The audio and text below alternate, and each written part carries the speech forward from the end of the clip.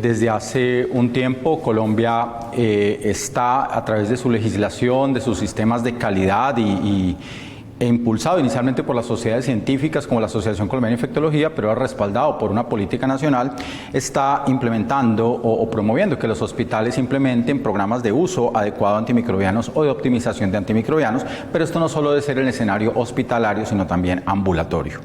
Básicamente aquí vamos a mostrar algunas de las situaciones que nosotros queremos implementar o hemos implementado en nuestro PROA, nuestro programa de uso adecuado de antimicrobianos. Y digamos que lo primero que quisiera comentar es esto, que les haremos llegar a todos ustedes, y es básicamente algo que históricamente hemos reportado como un tríptico, pero que consiste en lo que llamamos antibiograma acumulado de la clínica Cardiovid. Y esto básicamente es el reflejo de la susceptibilidad a los principales antimicrobianos de los principales microorganismos que nos enfrentamos o a los cuales nos enfrentamos en la institución. Esto involucra inicialmente una recopilación de todo lo que nos llega a nosotros, y esto abarca, este antibiograma acumulado, tanto la parte intrahospitalaria como la extrahospitalaria. No hablamos de comunitaria porque en nuestra clínica en particular, por ser un centro de referencia, muchas de las cosas que nos llegan de la comunidad o de afuera de la clínica no son en realidad fuera de la clínica, son remitidos de otros lados, son remitidos de unidades renales, entonces no necesariamente vamos a tener algo comunitario como reflejo de nuestra epidemiología.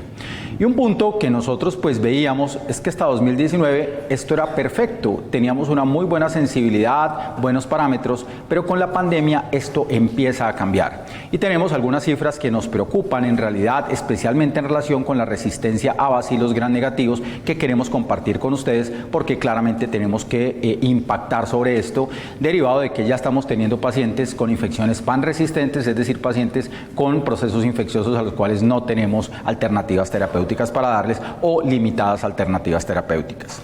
En este contexto, entonces, yo quisiera mostrarles este antibiograma acumulado de cocos gram positivos que la doctora Liliana Franco y las personas que trabajan en la sección de microbiología del laboratorio clínico de la clínica han recopilado en los últimos 2 años.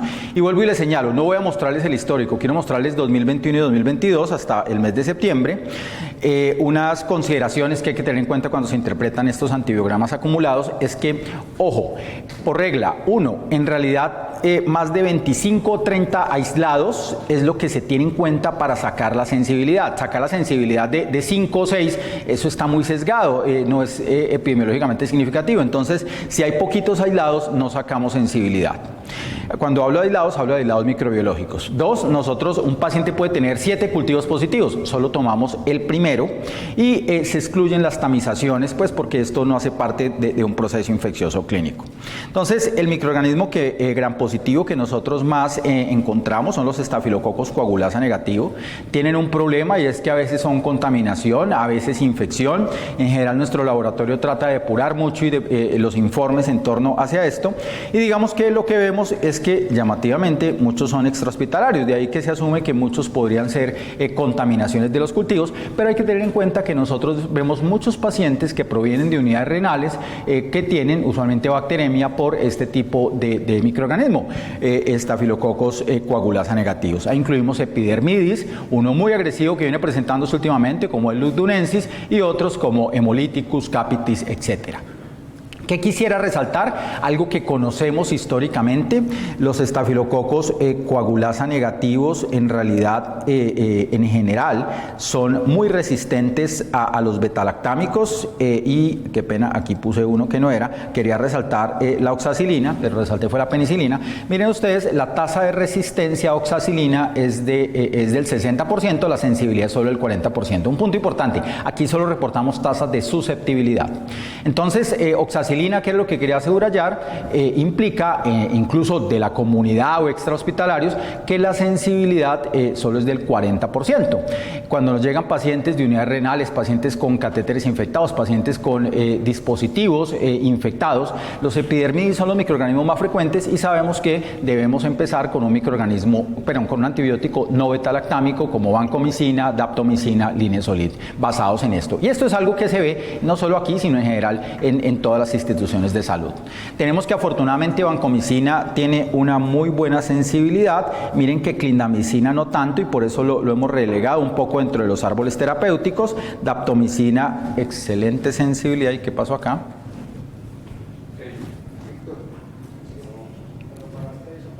Yo creo que hay un corto en este cable. Toca no tocarlo.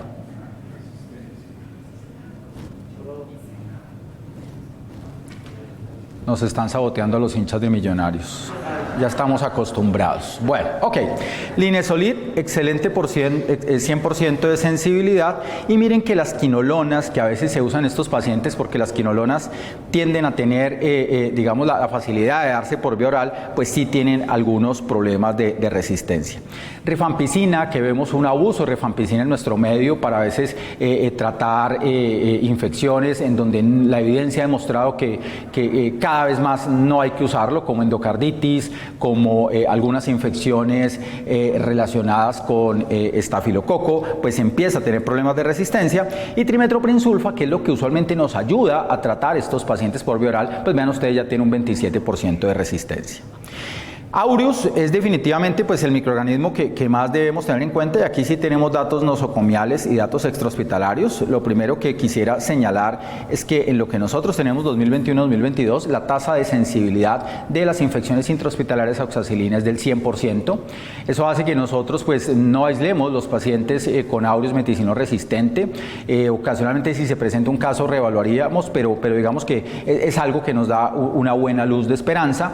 Pero ¿cuál es el punto? Que cuando nos dicen cocos gram positivos tipo estafilococo, pues pueden ser epidermidis, que pues ya vemos la resistencia a oxacilina es del 60%, o puede ser Aureus, cuya resistencia es del 0%. En el manejo empírico pues empezamos con vancomicina. Una circunstancia que quisiera mencionar es que en el pasado se mezclaban dos antibióticos para tratar este paciente, asumiendo que la vancomicina le servía a los coagulasa negativos y a los resistentes a oxacilina, y la cefazolina y la oxacilina a los sensibles a oxacilina, y creo que la evidencia ya ha depurado esto, y probablemente si uno empieza con vancomicina, daptomicina, y si es sensible a oxacilina rápidamente en 48-72 horas se desescala, pues básicamente los resultados no van a tener en ningún punto negativo, nos evitamos asociaciones de toxicidad y pues incluso disminuimos costos de atención.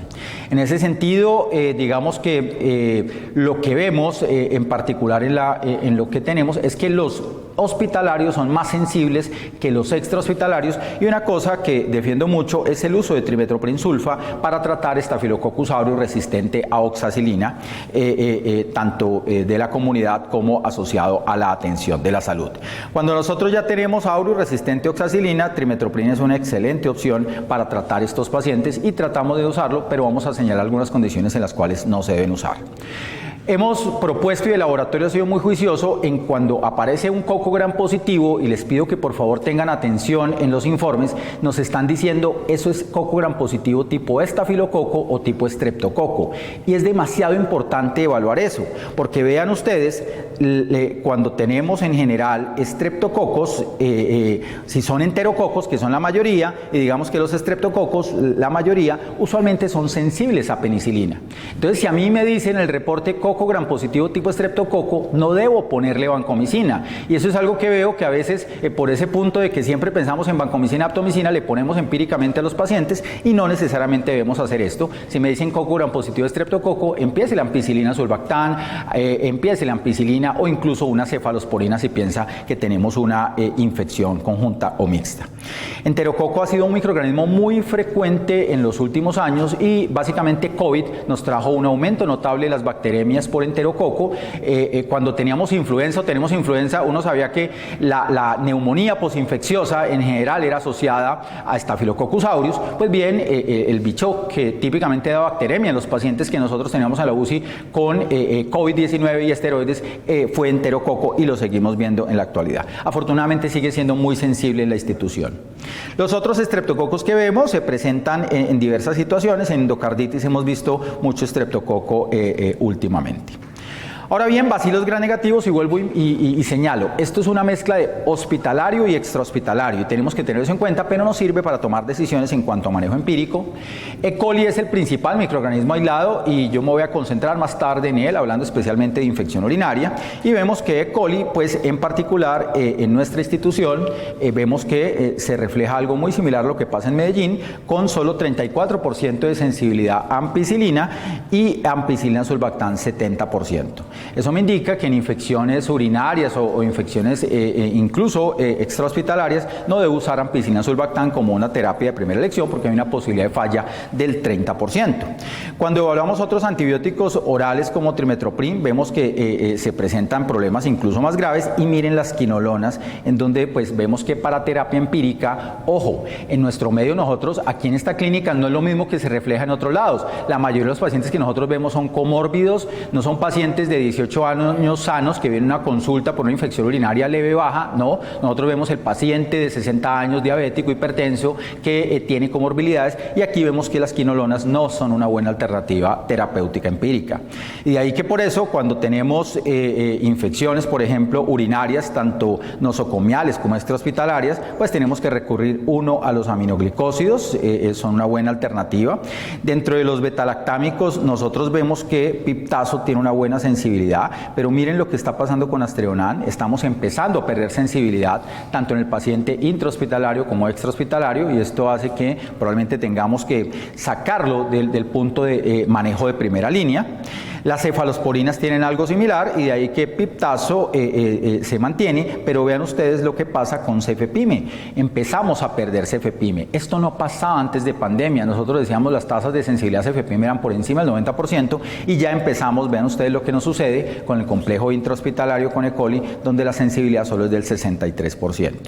Los carbapenémicos tienen afortunadamente buena sensibilidad, y digamos que en Klebsiella pasa algo incluso un poco más grave, donde los antibióticos que antes usábamos como primera línea, como Astreonan, vean ustedes, 71% de sensibilidad nosocomial, 77% extrahospitalario. No tenemos en realidad grandes diferencias entre lo nosocomial y lo extrahospitalario, derivado de lo que les menciono. Muchos de los extrahospitalarios no son en realidad pertenecientes a la comunidad, sino que vienen remitidos de otros lados.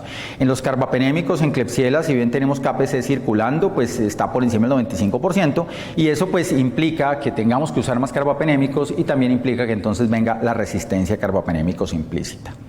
Pseudomonas para nosotros es un microorganismo que vemos, sí, miren ustedes, intrahospitalario, pero lo vemos más extrahospitalario.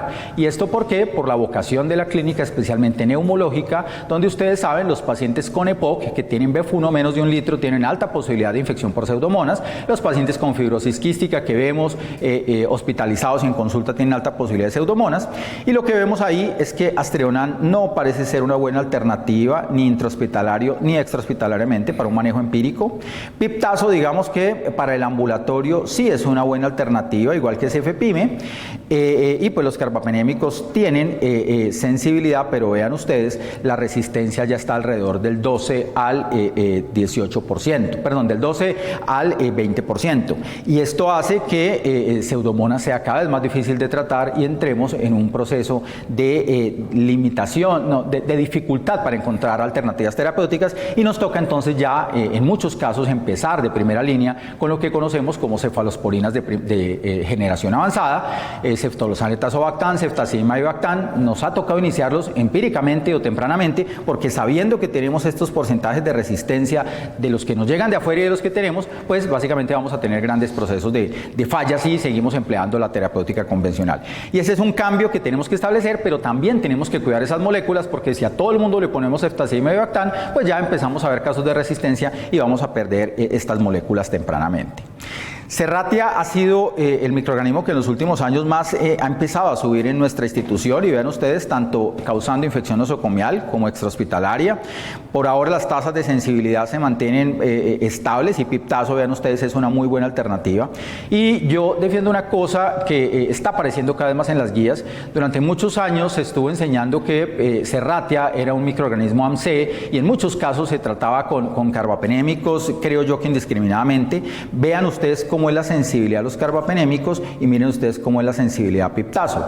No usamos piptazo en Serratia, y cada vez empiezan a aparecer más estudios que dicen, pero es que Serratia, la expresión de AMC no es necesariamente muy grande, y probablemente piptazo sea una excelente molécula para tratar Serratia, para tratar Morganella, para tratar Providencia, y debemos tratar de justamente enfrentarnos con esto. El Merino 2, que comparó piptazo versus meropenem para tratar bacteremia por AMC, no encontró diferencias e incluso le iba mejor a los pacientes con piptazo. Enterobacter sí, digamos, también ha sido prevalente, pero ha disminuido su compromiso intrahospitalario. Los Proteus, quiero señalar que un punto que también veo que a veces hay un mito es que son AMCE, y definitivamente los Proteus mirabilis en particular no son AMCE, y vean ustedes, nosotros los tratamos con ampicilina sulbactam, con astereonam, con cefalosporina de primera generación, con excelentes resultados clínicos. Y este Notrophona maltophilia es un microorganismo que también hemos visto bastante prevalente en nuestros pacientes neumópatas, y vean ustedes que la sensibilidad al metroprina es del 77%.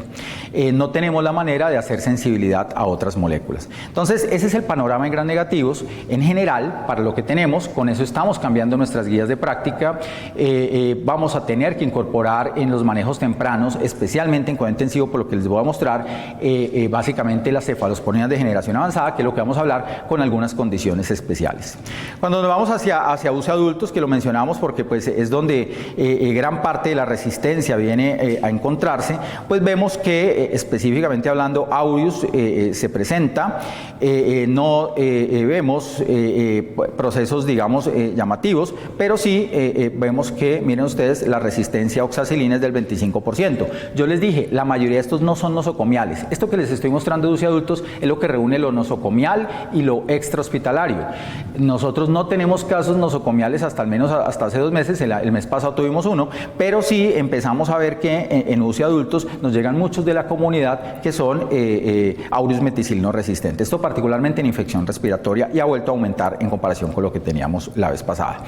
Partiendo de eso, probablemente las infecciones que nosotros vemos, vean ustedes, la sensibilidad a oxacilina es solo el 27% en la unidad de cuidado intensivo en coagulasa negativo, y ante eso, si tengo una bacteremia por cocos gram positivos tipo estafilococo en la UCI, pues tengo que empezar con vancomicina y rápidamente desescalarme si tengo sensibilidad a oxacilina. Los enterococos son todos sensibles a penicilina, entonces por eso si me dicen tipo estreptococo, empiezo con ampicilina sulbactam, cefalosporinas.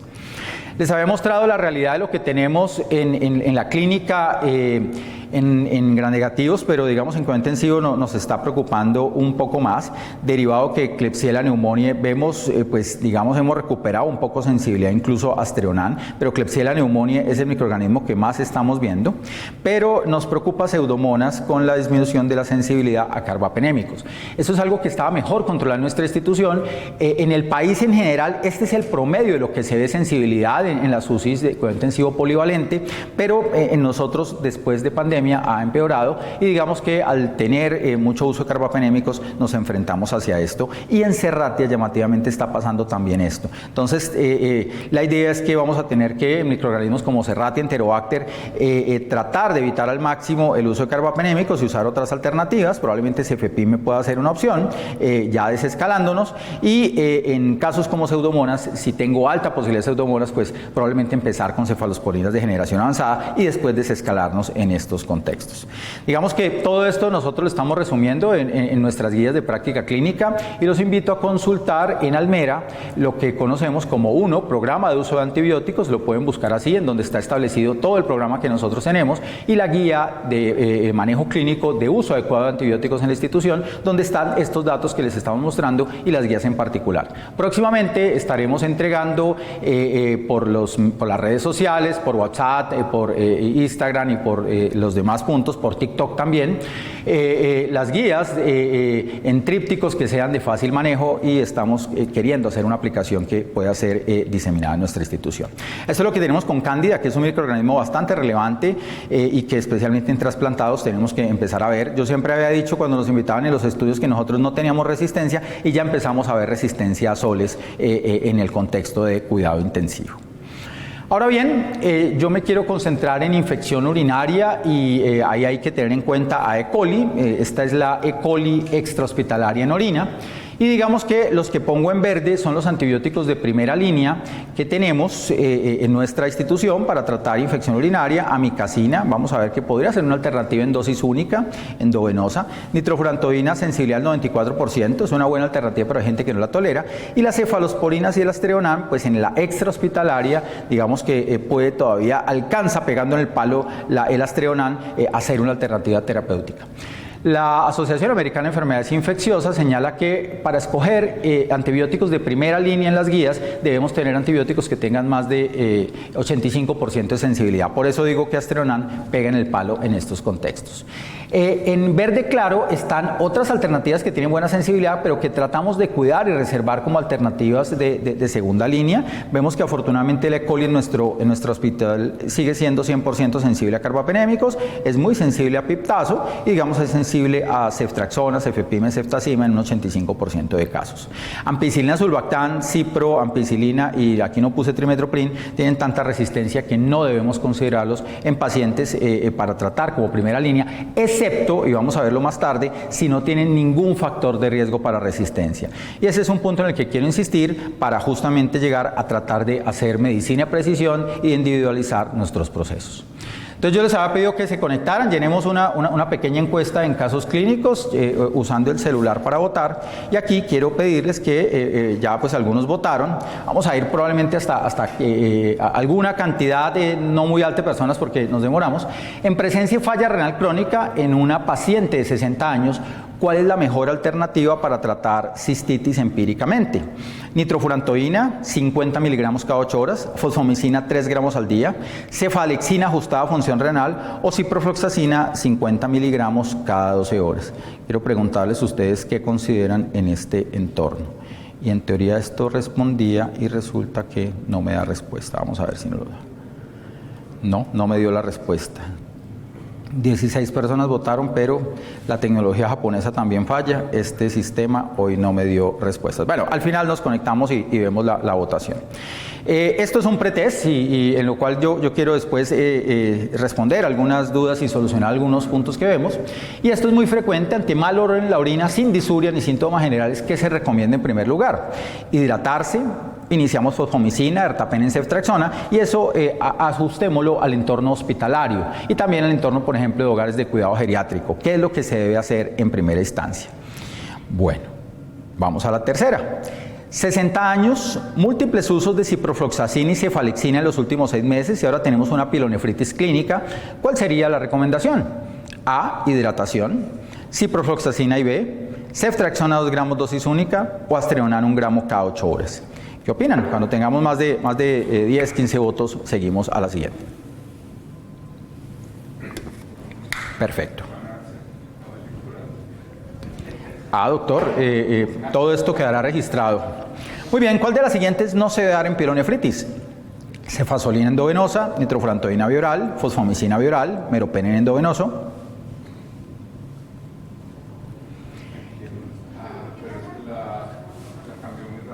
Pues ya habían votado 15 personas, doctor, es que si no nos demoramos mucho. Bueno, ¿cómo podemos alterar negativamente el urobioma y favorecer infecciones? Tratando todas las bacteriurias asintomáticas, tomando urocultivos a repetición y dirigiendo el tratamiento si son positivos, favoreciendo la automedicación con antibióticos si hay disuria, o todas las anteriores. Ojo, ¿cómo podemos alterar negativamente el urobioma y favorecer la presencia de infecciones? Ya votaron 19 personas, de todos modos al final hacemos una retroalimentación. ¿Cómo podemos optimizar positivamente el urobioma para disminuir infecciones urinarias? Buenos hábitos de higiene urinaria, no aguantar las ganas de orinar, evitar el estreñimiento, mejorar la dieta, luz solar, ejercicio, niveles de vitamina D óptimos, hay gente que no cree en eso, hay otra que sí, o todos los anteriores. Bueno, y esta, vamos a ver si esta sí me responde, tratamiento de elección en urgencias para un caso de infección urinaria con BLE positivo. Si el paciente tiene cistitis. BLE positivo si el paciente tiene cistitis. Cistitis, infección urinaria no complicada. Bueno, yo quería que todas salieran así, pero al final vamos a volverlas a ejecutar. Bueno, ok, muy bien. En caso de infección urinaria a repetición, el paciente que tiene 7 episodios de infección urinaria en el último año, ¿usted qué pediría? A, VIH, inmunoglobulinas, vitamina D, hemograma, creatinina. La segunda se le añade ecografía renal y de vías urinarias. La tercera se le añade cistoscopia. Y la cuarta se le añade urotac, cistoscopia, hemodinamia. Urodinamia, perdón. Hemodinamia no lo manden del doctor Tenorio, por favor. Urodinamia. Bueno, muy bien. Y la última, en infección recurrente urinaria, ¿está usted de acuerdo con dar, por ejemplo, nitrofurantoína, trimethoprim, cefalexina a dosis baja a largo plazo? Entonces, ¿qué dicen? Esa paciente que ha tenido esos 7 episodios de infección urinaria, ¿le damos o no le damos nitrofurantoína para prevenir la infección? ¿Ustedes qué opinan? Veo que muchos dicen que no, otros que sí. Bueno, les agradezco mucho. Al final evaluamos estos puntos y yo quiero hablar de claves de uso antibiótico y me quiero concentrar en infección urinaria porque finalmente es el principal problema extrahospitalario y también intrahospitalario, y E. coli y gram negativos es lo que debemos tratar y enfrentarnos. Si hubiera puesto el título infección urinaria, muy probablemente otra vez hablar de infección urinaria, pues resulta que sí, tenemos que hablar de algunas cosas que han cambiado y otras que necesitamos volver a insistir para reevaluar. Tradicionalmente, así fue como yo aprendí en mi pregrado el manejo de las infecciones urinarias, una interacción entre hospedero, antimicrobiano y patógeno. Y como tal, digamos que hemos avanzado mucho en conocer lo que hablamos de que tenemos un gran componente de bacterias dentro de nuestro cuerpo y empezamos a evaluar los términos de microbioma, microbiota y adicionalmente metagenoma. El microbioma es la unión tanto de las estructuras como del genoma. La microbiota solo son los microorganismos que contenemos, pero el metagenoma, miren ustedes, puede ir mucho más, y la carga genética que conllevamos cuando modificamos antibióticos o cuando damos antibióticos puede modificar estructuralmente nuestro metagenoma. ¿Qué se ha visto en los estudios? Niños de menos de 5 años que se les administran antibióticos precozmente tienen un 35% de mayor posibilidades cuando son adultos de ser obesos, tienen un 42% de sufrir de asma cuando están después de los 5 años, y otras enfermedades como enfermedad coronaria también se empiezan a asociar a estos puntos. Entonces, de ahí que nosotros cuando damos antibióticos no solo modificamos nuestra flora, también modificamos nuestro genoma.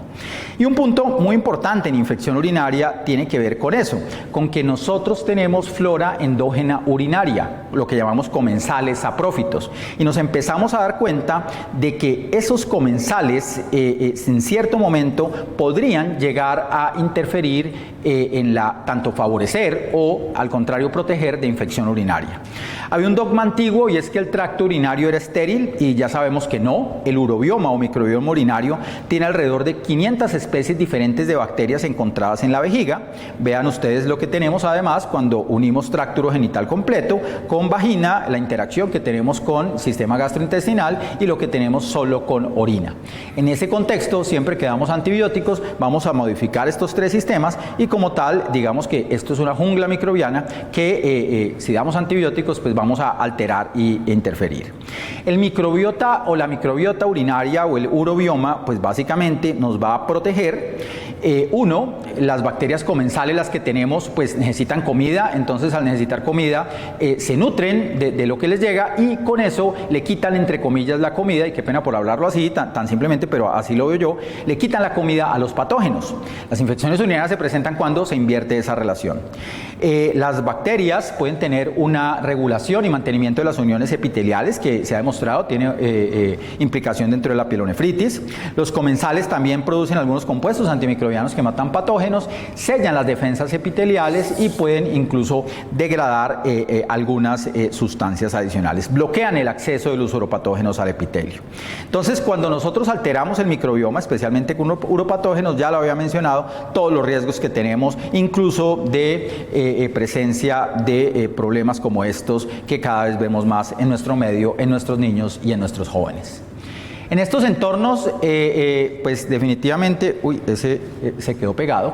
Nosotros sabemos que cuando tenemos, por ejemplo, vejiga neurogénica, claramente se altera el urobioma. Dejamos de tener gram positivos, estreptococos y lactobacilos como principal microorganismo que abunda, y ahora tenemos enterococos, tenemos E. coli, tenemos Klebsiella, que lógicamente se pueden relacionar con mayor posibilidad de infección. Entonces, un punto muy importante, la flora urinaria es muy diversa. Ya les dije, tenemos al menos 500 especies. Si es muy diversa, pues eso nos va a ayudar a que tengamos protección. Si nosotros damos antibióticos y seleccionamos y disminuimos esa diversidad, pues hay más posibilidad de que los patógenos sobrecrezcan y hacen que vayamos a tener problemas.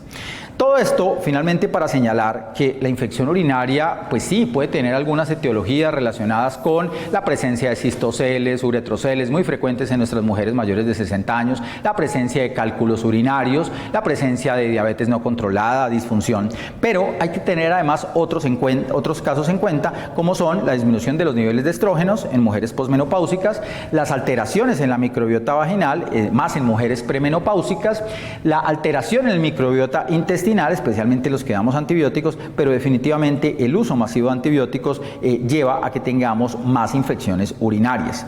Y un punto que se está empezando a ver en esto que estamos aprendiendo de microbiota es que si nosotros cambiamos esa diversidad genética que tenemos en nuestro urobioma, donde tenemos muchas bacterias, damos muchos antibióticos y en realidad disminuimos esa diversidad, pues resulta que eso parece relacionarse, uno, con mayor posibilidad después de los 60 años de incontinencia urinaria en mujeres, y en otros contextos se ha empezado justamente a ver la mayor posibilidad de cáncer de vejiga a largo plazo, mucho más en hombres dentro de lo que estamos empezando a recorrer. Y hay diversas asociaciones que empiezan a plantear justamente este punto: riesgo de cáncer asociado a uso masivo de antibióticos, todavía algo en evaluación, pero que tenemos que tener en cuenta y considerar. Entonces, esas colonizadores, esas floras saprófita, pues resulta que se puede convertir en patógeno y tiene muchas interacciones, como ustedes ven, incluso más allá de un simple cultivo positivo. Veamos la figura actual de las enfermedades infecciosas, donde nos involucran muchas más situaciones, y en el hospedero yo quiero insistir mucho, especialmente con lo que pasa en mujeres posmenopáusicas, en la disminución de la cantidad de estrógenos, que debe ser la primera medida a tener en cuenta cuando empezamos a tener infecciones, y adicionalmente otras circunstancias como sondas vesicales en el entorno intrahospitalario. Todo paciente que uno le pone sonda vesical debe inmediatamente pensar cuándo se la voy a quitar. El uso de contraceptivos de barrera, que pues ya se usan menos, la coexistencia de procesos patológicos como infecciones, como cálculos, como alteraciones de la vía urinaria, como daños nerviosos, y lógicamente la presencia de diabetes y trasplante en nuestro medio con los inmunosuprimidos, que vienen a presentar más factores de riesgo. Yo quiero acá entonces subrayar que en mujeres posmenopáusicas lo que más se ha relacionado básicamente es diabetes y tener un déficit estrogénico como un factor de riesgo muy importante, y veo que muchas veces cuando llega a nuestra consulta no se les ha corregido esto a las pacientes que consultan por estas infecciones. Ya les mostré lo que tenemos en epidemiología de las infecciones urinarias. Hay que concentrarse en E. coli, y justamente E. coli hemos aprendido que la E. coli en realidad, nosotros conocemos una E. coli enteropatógena. Pues bien, hay una E. coli uropatógena, que es la que causa en realidad las infecciones urinarias, y como tal esta tiene algunas características, como que tiene los pili, las fimbrias, mayores niveles de adherencia bacteriano, pero también tiene, miren ustedes, mayor posibilidad de toxicidad y adicionalmente mayor posibilidad de evasión inmune. Ante esto empiezan a aparecer diversas situaciones que empezamos a conocer, y es que estas E. coli uropatógenas crean algo que se llaman islas de patogenicidad. Por eso es tan difícil erradicarlas. Estas islas de patogenicidad básicamente son complejos de autoprotección bacteriana, en donde esos complejos se adaptan, son flexibles frente al entorno que les demos, y hacen que persistan en el tiempo y que no los podamos curar, sino simplemente les disminuimos la carga cuando les damos antibióticos y después vuelven a aparecer. Y pues yo ya les mostré el perfil de nuestra institución. Este es el perfil de Medellín, basados en el excelente trabajo que el Grupo Germen nos aporta, evaluando la sensibilidad de la mayoría de las instituciones de Medellín y algunas de otras partes de Antioquia. Y lo que nosotros vemos, y quería señalarse en particular, es que la tasa de beta-lactamasas de espectro extendido en pacientes ambulatorios pues viene levemente aumentando, pero se mantiene en alrededor del 13%, pero en los servicios no UCI, para E. coli nada más, y para servicios UCI, pues aumenta de una manera importante, y vean ustedes, ya el 24% de las E. coli de UCI en orina va a tener BLE, y eso pues condiciona lógicamente alteraciones dentro de los esquemas terapéuticos, y esto es un círculo vicioso finalmente para todos los que sufren de infección urinaria. En esta figura nueva de las enfermedades infecciosas quiero señalar el ambiente, y no solo porque llueve, sino que en los entornos de uso masivo de antibióticos pues vamos a ver que la resistencia va a aumentar. Y un punto que tenemos es que los países en desarrollo tienen mucho más resistencia que los países desarrollados. Usted va a Europa, a Norteamérica, y todo el mundo habla de tratamientos de primera línea todavía con quinolonas, y yo les mostré que quinolonas en nuestro medio ya no puede ser un tratamiento de primera línea. ¿Eso con qué tiene que ver? Con cultura. Con cultura. Un estudio que con Alberto siempre mostramos: Europa, uso de antibióticos y promedio de resistencia bacteriana. Usted usa más antibióticos, los países con mayor corrupción, Grecia, Francia, Chipre, países sin una cultura establecida, pues tenemos más uso de antibióticos y más resistencia bacteriana. Control de corrupción: si usted no controla la corrupción, va a tener mayor resistencia bacteriana; si usted controla la corrupción, tiene menor resistencia bacteriana. Y eso pues hace que claramente en nuestro medio el uso de dispensación masiva de antibióticos, la autoformulación y también lo vemos, la prescripción a veces inadecuada por parte del personal de salud hace que tengamos estos problemas de resistencia que están dentro de las mayores tasas en el mundo. Hace unos años hicimos con varias instituciones de Medellín esta encuesta para personas que venían a los laboratorios a tomarse exámenes. Entonces les pedíamos: llénenos esta encuesta por favor. Se reunieron alrededor de 4.012 personas, uno de los estudios más grandes de evaluación de antibióticos en la comunidad en Colombia, y nosotros encontramos que las personas habían recibido, de esas 4.012 personas, el 60% de antibióticos en el último año. Lógicamente es una población sesgada porque hay gente que viene a laboratorios, o sea, gente que quiere cuidar su salud o que tiene patologías crónicas. Y cuando les preguntamos por qué habían recibido antibióticos, pues dijeron que infección urinaria era la causa más frecuente, después infecciones en piel, pero otras personas simplemente por fiebre decían que habían tomado o les habían prescrito antibióticos, por una gripa, el 40% de las personas, diarrea, zika, dengue que teníamos en ese momento, malestar general o incluso dolor de cabeza. 45% de las personas no completa los ciclos antibióticos y conserva los antibióticos sobrantes, y el 22% desconoce qué es resistencia a los antibióticos. Yo digo que nos falta, y es algo que nos hemos dedicado en los últimos años, a ir a los colegios a enseñar esto. Así como hemos ido a enseñar higiene de manos y uno ve que los niños ya se están lavando las manos y que los niños son más juiciosos a veces que los adultos en la etiqueta respiratoria, pues bien, ahora nos toca enseñarles que por favor digan a sus papás que no les den antibióticos si no es totalmente necesario, porque vamos a tener grandes problemas de aquí en adelante. Y ya pues nosotros nos enfrentamos a la era posantibiótica. Por último, especialmente en las instituciones de salud o en los pacientes que tienen sonda vesical, nosotros sabemos que eso puede ser prácticamente imposible curar una infección urinaria si uno no le retira la sonda vesical, porque se forma la biopelícula, hay una mayor posibilidad de daño, y si no controlamos esto del hardware, pues vamos a tener grandes problemas. ¿A qué vamos? A que no me canso de repetirlo. La bacteriuria asintomática no hay que tratarla, porque como vimos, lo que hacemos es, uno, y está demostrado en varios estudios, causamos más infecciones, causamos más resistencias. La bacteriuria asintomática, en realidad, la evidencia fuerte y contundente está a favor de tratarla en pacientes que tienen una cirugía en donde vamos a alterar la mucosa vesical. En esos pacientes, sí, por el mayor riesgo de infección, pues hay que tratar esas bacterias asintomáticas. Toda la vida nos enseñaron que hay que tratar bacterias asintomáticas en embarazadas. No traje los estudios. Los holandeses tienen un estudio aleatorizado, controlado, hecho hace 5 años, que dice que básicamente tratar bacterias asintomáticas no altera el retardo del crecimiento intrauterino en niños, no aumenta la posibilidad de infección en los niños.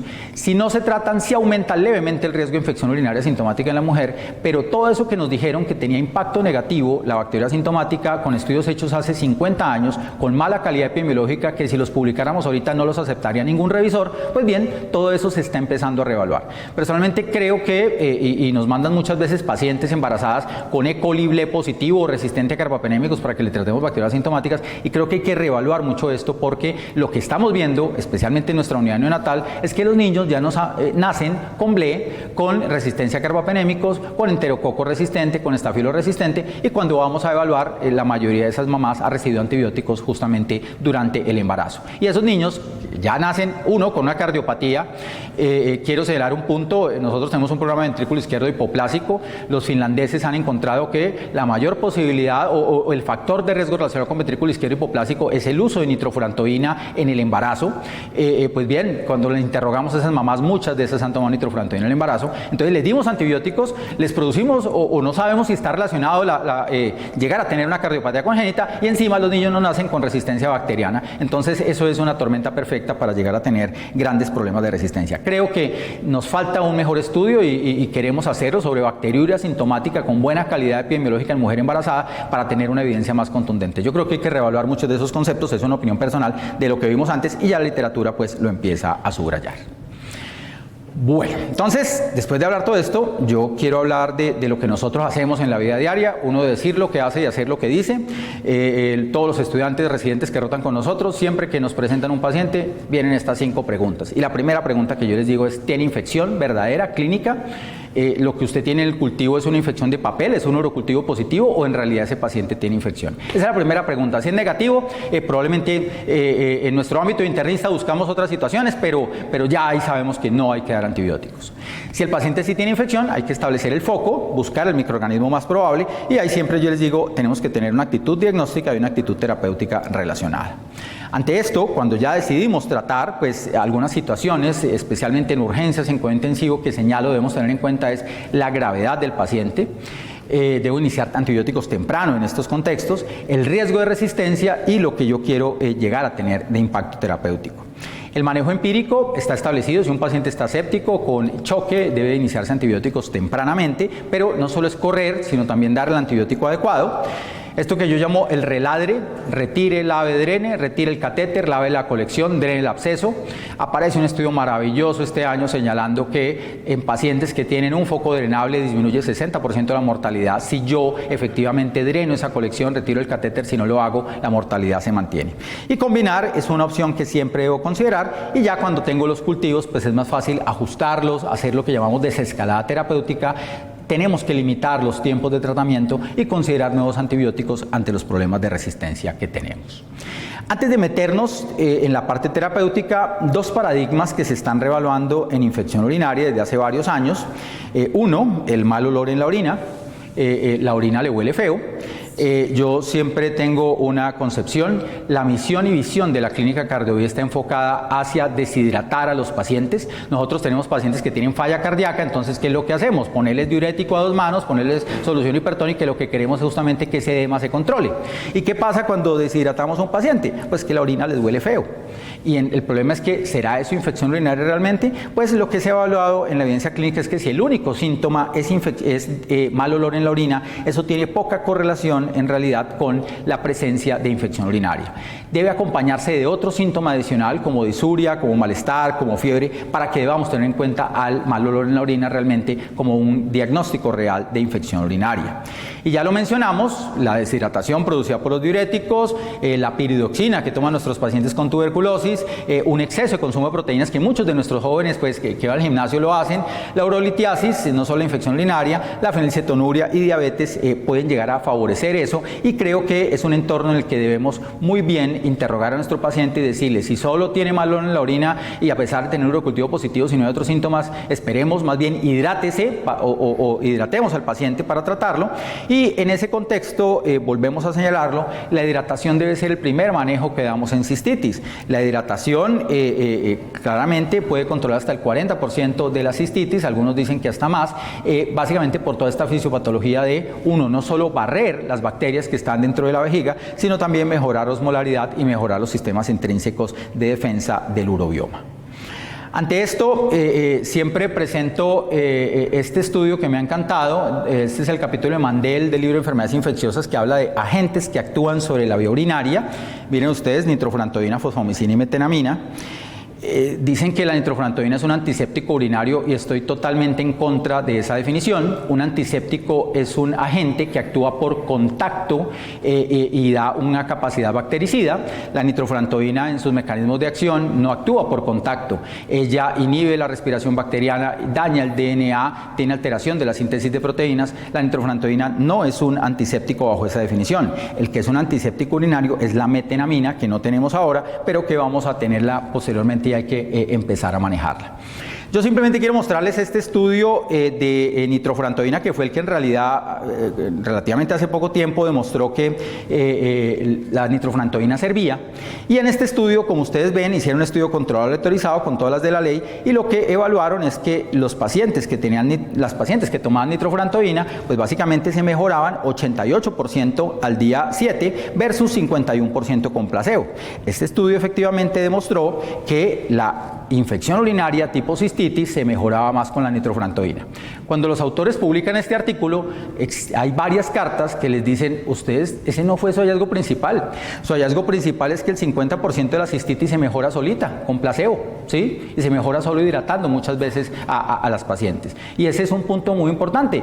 Nos llenamos en dar antibióticos, pero la clave es hidratarlo. Hidratar mejora el 50% de la cistitis y es lo que primero debemos promover. Eso da muchas posibilidades para esperar el urocultivo, excepto si el paciente está séptico, y considerar si se mejora solo con la hidratación o probablemente si requiere antibióticos. 25 a 50% de mujeres con síntomas de infección urinaria se recuperan en una semana sin antibióticos solo hidratando a los pacientes. De ahí que entonces empiezan a cambiar los protocolos. Paciente no tiene clínica de infección urinaria, pues básicamente evaluamos otras causas de infección si el paciente llega febril. Si el paciente sí tiene clínica, pues hacemos urocultivo, si hay piuria del citoquímico de orina, y evaluamos las opciones de tratamiento. Aquí sí quiero señalar una consideración de dos casos que hemos visto este año. Yo creo que vemos 1 o 2 casos por año. Trasplantado que llega con clínica inespecífica, que vemos que está infectado o sospechamos altamente la posible infección, y a veces llegan con dolores inespecíficos en dorso. Recordar que las nefronías, siempre me dicen que es una nefronía. La doctora Lina Sierra, radióloga, me dio la mejor definición. Es como una neumonía, pero en el riñón. Es un pedazo de consolidación del riñón, que muchas veces surge de infección, es la etapa previa a la formación de un absceso perinefrítico, y como tal, muchas veces no tiene comunicación con la vía urinaria. Entonces esos pacientes no tienen disuria, tienen fiebre inespecífica o un malestar inespecífico, y esos pacientes incluso el urocultivo podría ser negativo debido a que como no está conectada esa nefronía o ese absceso con la pelvis renal, pues las bacterias infectantes no bajan a la vejiga. Y en esos contextos hay que tener mucha perspicacia clínica. La mayoría de los casos, digámoslo, lo encontramos de chiripa, lo encontramos incidentalmente, encontramos esa nefronía como causal. Y es una infección urinaria que no da clínica y que no tiene urocultivo positivo. Eso toda la vida me lo cuestioné, pero al ver estos pacientes lo vemos. Entonces, especialmente en los pacientes inmunosuprimidos hay que considerar esas posibilidades. Ahora bien, en estos contextos, recordemos, los inmunosuprimidos tienen a veces alteraciones dentro de esta expresión clínica, pero es claro que la disuria usualmente se presenta en general causando infecciones, y es lo que debemos tratar de evaluar. Vuelvo a señalar lo que pasa con bacteriología asintomática. Si nos ponemos a tratar en exceso esto, vamos a causar más daño al paciente, vamos a causar verdaderas infecciones, y un punto que empieza a reevaluarse en la literatura es esta concepción que nos enseñaron en la universidad hace algunos años, pero que yo espero no seguir enseñando, y es que nos decían, paciente con delirium en urgencias y tiene un urocultivo positivo, pues eso es una infección urinaria que le está dando el delirium, especialmente en pacientes con demencia. Oscar Wilde decía, no hacer nada en absoluto es lo más difícil del mundo, lo más difícil y lo más intelectual. Y eso es lo que más se acomoda en el uso de antibióticos, especialmente con niños. Un pediatra se puede demorar media hora explicándole a un papá que no hay que darle antibióticos por estas razones, y así también lo hacemos en adultos. Pero hacer una prescripción de antibióticos nos demoramos 20 segundos. Esto es lo más difícil de hacer, pensar en no dar antibióticos, y algo de evidencia que empieza a aparecer justamente es que ponernos a tratar las bacterias asintomáticas en algunos estudios nos está demostrando que se asocia con más rehospitalización, con más reinfección por Clostridium difficile, y tratar estas bacterias asintomáticas, especialmente en pacientes que viven ancianatos, en pacientes hospitalizados, no aporta en realidad a los desenlaces clínicos. Por último, está reevaluándose con evidencia clínica, como les menciono, el concepto de que paciente anciano con delirium en urgencias que tiene urocultivo positivo, la causa es infección urinaria. Pues bien, en lo que estamos viendo, al menos evaluando evaluando 8 estudios clínicos, no parece ser una evidencia contundente que apoye ese concepto tradicional, y lo que cada vez estamos viendo más en la literatura es que debemos profundizar mucho más y no considerar que todo paciente anciano en urgencias con delirium es una infección urinaria, porque podemos tener consecuencias negativas bajo este entorno, y como tal digamos que tenemos que explorar mucho mejor estos contextos. En la mayoría de casos de lo que nosotros hemos visto acá es que el paciente llega descompensado de su cardiopatía, o que el paciente está tomando medicamentos que alteran su nivel de conciencia, como opioides, quetiapina, sertralina y otros asociados. Bajo estos puntos, entonces, volvemos a insistir en que tenemos problemas de resistencia y que debemos evaluar muy bien clínicamente a nuestros pacientes. Tenemos que tener algunas consideraciones específicas para iniciar antibióticos, y esto también lo vengo preconizando desde hace muchos años. Cuando yo me formé como médico, tenía mi profesor, mi maestro, y tenía el libro de Harrison. Y entonces yo tenía que sentarme en un cubículo al lado del paciente, así fue la formación. Nosotros teníamos un cubículo de 4 pacientes y tenía unas aulas ahí con 4 sillas, no había computadores, entonces todo el mundo estaba de 7 de la mañana a 4 de la tarde con el paciente, y si no estaba con el paciente tenía que leer y leer. Y el maestro nos enseñaba cosas y aprendí muchísimo, pero una medicina muy de intuición. En cierto momento, donde yo estudié, también se empezó a preconizar la medicina basada en la evidencia, pero personalmente me he defraudado a la serie de enfermedades infecciosas, porque menos del 25% de lo que tenemos en enfermedades infecciosas está respaldado por evidencia clínica adecuada o digamos de alta calidad. La medicina basada en la evidencia evalúa patrones, nos ve una curva de Gauss, pero los pacientes que llegan a instituciones como estas se salen muchas veces de esa curva de Gauss, y tenemos casos que, pues como digo yo, el paciente no se leyó el libro y nos viene a alterar diversos procesos. De ahí que se empiece a hablar, y yo creo que ya no es mañana, ya es el presente cercano, en lo que conocemos como medicina de precisión, medicina basada en algoritmos. Nosotros cada 8 días hacemos un club de revistas y encontramos que hay circunstancias que podemos individualizar mejor en nuestros pacientes, y digamos que las guías son eso, una guía, pero que la guía está para que la adecuemos a nuestro paciente, y que si no nos cumple, pues nos salgamos de ella. No estoy diciendo que no vamos a cumplir las guías, es un punto de calidad en las instituciones, pero en pacientes como los que nosotros manejamos a veces no hay evidencia suficiente para fundamentarla. Entonces, en infección urinaria, ¿qué hay? Este es uno de los estudios que más me gusta, de Pranita Tama, evalúan en Johns Hopkins varios pacientes, y solo haciéndole 4 preguntas ya sabemos en el 100% de los casos que tiene una beta-lactamasa de espectro extendido. Paciente tiene historia de BLE en los últimos 6 meses, viendo la historia clínica o preguntándole al paciente si lo aislaron, eso ya es definitivo de que tuvo eso. Si estuvo más de una noche en un sitio con alta endemia de BLE, les mostré la respuesta de Medellín, somos sitio con alta endemia de BLE. Entonces, si estuvo una noche en urgencias o en cualquier hospital de Medellín en los últimos 6 meses, eso ya es incidencia de BLE alta. Paciente, si no lo tiene, 2 preguntas negativas, poco probable que tenga BLE. En ese paciente le podríamos iniciar Astreonan sin ningún problema. Paciente que tiene esas 2 preguntas, hay que preguntarle, y esta es la más importante, ¿ha recibido antibióticos en los últimos 6 meses? Si me dice que sí, la posibilidad aumenta. Si me dice que no, pues es del 40%, pero si me dice que sí, miren ustedes, el 100% de los pacientes tiene BLE. No tengo que hacer una megacalculadora de inteligencia artificial para desarrollarlo. Si el paciente no está hospitalizado, la presencia de catéteres o la presencia de más de 43 años de edad aumenta notablemente la posibilidad de BLE. Y esto mucho más en mujeres. En Colombia, el doctor Carlos Saavedra, profesor de la Universidad Nacional, validó este score de Tumbarello, que básicamente, miren ustedes, pregunta si ha recibido antibióticos, si está hospitalizado, si es remitido. El test de Charson deben conocerlo todos los que trabajan en medicina interna, porque es un test de comorbilidades que en todos los estudios aparece. Si tiene sonda vesical o más de 70 años, si tiene básicamente más de 3 puntos, ya tiene alta posibilidad de BLE. Esto está validado en Colombia. Siempre digo, probablemente para un infectólogo este score a veces sobra, pero médicos en entrenamiento, como muchos de los que están aquí presentes, este score les ayuda a saber qué pacientes sí tienen mayor riesgo de BLE y qué no. Sin embargo, vean ustedes, son como muy similares los contextos. El que más me gusta y el que les voy a presentar más tarde, ya vamos a acabar, pero para aplicar en la clínica es este basado en los conceptos de Yehuda Carmeli, que evaluó muchos pacientes con infección por gram negativos, y con 3 preguntas sabemos si efectivamente podemos tener en cuenta la posibilidad de resistencia. Previo contacto con el sistema de salud, muchos de nuestros pacientes lo tienen. Uso previo de antibióticos, 3 a 6 meses, y no es solo la semana pasada, en los últimos 6 meses, muchos de nuestros pacientes lo tienen, y características de comorbilidad del paciente. Mujer de 18 años que llega séptica con una pielonefritis, pero que no ha tenido antibióticos, no tiene contacto con el sistema de salud, no tiene comorbilidades, sí, está enferma de una pielonefritis, pero no tiene por qué tener resistencia. Astreonan puede ser una muy buena alternativa en estos pacientes. 2, paciente que es nuestro cliente, falla cardíaca, antibióticos recientes, pacientes neumópatas, anciano con comorbilidades. Si tiene infección urinaria, pues digamos que BLE es importante. Ertapenem puede ser una muy buena opción. Cefepime y piptazo, yo les voy a mostrar a ver si los convenzo de que también pueden ser buenas opciones en infección urinaria. En otras, pues hay evidencia divergente. Y ya cuando tengo riesgo de pseudomonas, como son nuestros pacientes con EPOC, fibrosis quística, inmunosuprimidos severos, pues tengo que pensar en pseudomonas y ahí tengo que dar probablemente un carbapenémico adicional. En cistitis leve, entonces, la clave es hidratar, analgesia y fosfomicina, nitrofurantoína o cefalexina pueden ser buenas alternativas, evitando trimetoprim, ciprofloxacina y ampicilina sulbactam por las consideraciones de resistencia ya señaladas. Un punto importante con la fosfomicina, hay que darla en la noche, alejada de comidas, porque esto interviene mucho con la acción terapéutica.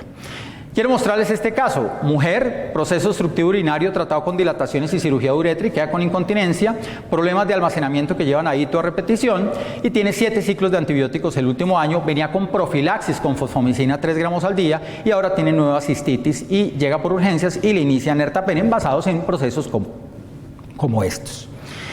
Bien, tenemos esto.